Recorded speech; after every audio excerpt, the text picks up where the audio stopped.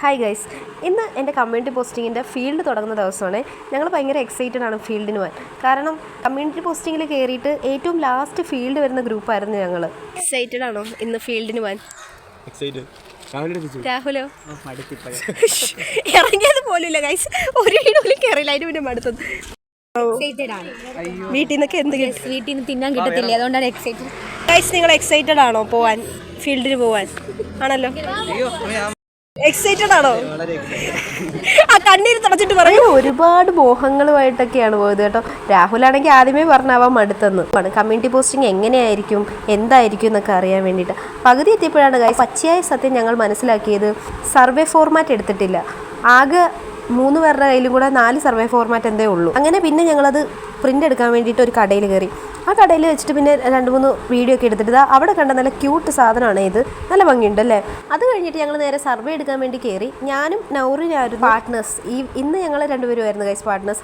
അവിടെ നിന്ന് ഞങ്ങൾ തന്നെ പെട്ടെന്ന് തന്നെ ഞങ്ങൾക്ക് 3 വീട് കിട്ടിയത് കൊണ്ട്, ആദ്യം കണ്ട 3 വീടും കയറിയത് കൊണ്ട് തന്നെ അവിടുന്ന് ഞങ്ങൾക്ക് പെട്ടെന്ന് തന്നെ സർവേ എടുത്തിട്ട് ഇറങ്ങാൻ പറ്റി.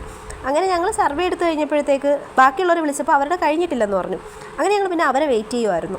അങ്ങനെ വെയിറ്റ് ചെയ്തിരുന്നപ്പോഴാണ് പെട്ടെന്ന് വിശന്നപ്പോൾ പിന്നെ അടുത്തുള്ളൊരു ബേക്കറി കണ്ടു. അവിടെ കയറിയിട്ട് ഒരു വടയും ഒരു കട്ട്ലറ്റും കഴിച്ചു. ഞാൻ ഒരു നാരങ്ങ വെള്ളവും കുടിച്ചു. അവളൊരു സമൂസയും കഴിച്ചു. പിന്നെ അവിടുന്ന് പിന്നെ ഇറങ്ങാൻ നേരം ഒരു പോപ്കോണും മേടിച്ചു. ഞങ്ങൾ അവിടെ നിന്ന് ഇറങ്ങി.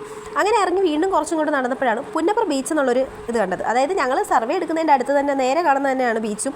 അപ്പം അങ്ങോട്ട് കാണാമെന്ന് വെച്ചു. അങ്ങനെ നോക്കിയപ്പം അതാ നൗറിനാണെങ്കിൽ അവിടെ നിന്ന് ചിപ്പിയും എന്തൊക്കെയോ പറക്കിക്കൊണ്ട് വരുന്നു. അവളെ ഭയങ്കര എക്സൈറ്റഡ് ആയിട്ട് മറ്റേ കുഞ്ഞു പിള്ളേരെ പോലെ ഇതേ ഞണ്ടിൻ്റെ കാലൊക്കെ കണ്ടോന്നും പറഞ്ഞ് നടക്കുമായിരുന്നു. അങ്ങനെ കടലും കണ്ട് നടന്നപ്പോഴത്തേന് ബാക്കിയുള്ളവർ കൂടെ സർവേ എടുത്തിട്ട് എത്തി. അങ്ങനെ വീണ്ടും തന്നെ നൗറിൻ പോയി ഒരു പൂവൊക്കെ പിച്ചിതാ എൻ്റെ യൂണിഫോമിൻ്റെ കളറുള്ള പൂവുണ്ട്, നല്ല ഭംഗിയുണ്ട്, നീ ഇങ്ങനെ വീഡിയോ എടുക്കുന്നൊക്കെ പറയുമായിരുന്നു.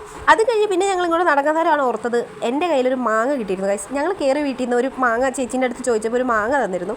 അങ്ങനെ ആ മാങ്ങയും കഴിച്ച് ഉപ്പും മുളക് പൊടിയൊന്നും ഇല്ലാത്തതുകൊണ്ട് ഒരു ടേസ്റ്റ് ഇല്ലായിരുന്നു. പിന്നെ ഞങ്ങൾ ഉള്ള ഇത് വെച്ചിട്ട് കഴിച്ചു. നല്ല പുളിയുള്ള മാങ്ങയായിരുന്നു. അതും കഴിഞ്ഞ് തിരിച്ചിറങ്ങിയപ്പം തന്നെ ഇതേപോലുള്ള ഹോളാണ് ഫുള്ള്.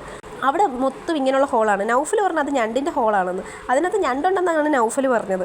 പിന്നെ കുഴിച്ച് നോക്കാനുള്ള സാഹചര്യം നമുക്കില്ലായിരുന്നു, ഒന്നാമത് സമയമില്ല. അങ്ങനെ ഞങ്ങൾ അവിടെ നിന്ന് ഇറങ്ങി. ഞാനും സനിയായിരുന്നല്ലോ നേരത്തെ പാർട്ട്നേഴ്സ് എന്ന് പറഞ്ഞിരുന്നത്. ഞങ്ങൾ 2 കൂടെ ഇപ്പോൾ പിരിഞ്ഞിട്ട് സനിക്ക് നൗഫലും പാർട്ട്നേഴ്സായി, ഞാനും നൗറിൻ പാർട്ട്നേഴ്സായി, രാഹുലും പാർവതിയും പാർട്ട്നേഴ്സായി. അപ്പോൾ അതിൻ്റെ വിഷമം പറയുകയാണ് സനി. ഇവളെന്നെ ഉപേക്ഷിച്ചെന്നുള്ള രീതിയിൽ അവൾ വഴക്ക് പറയാണ്.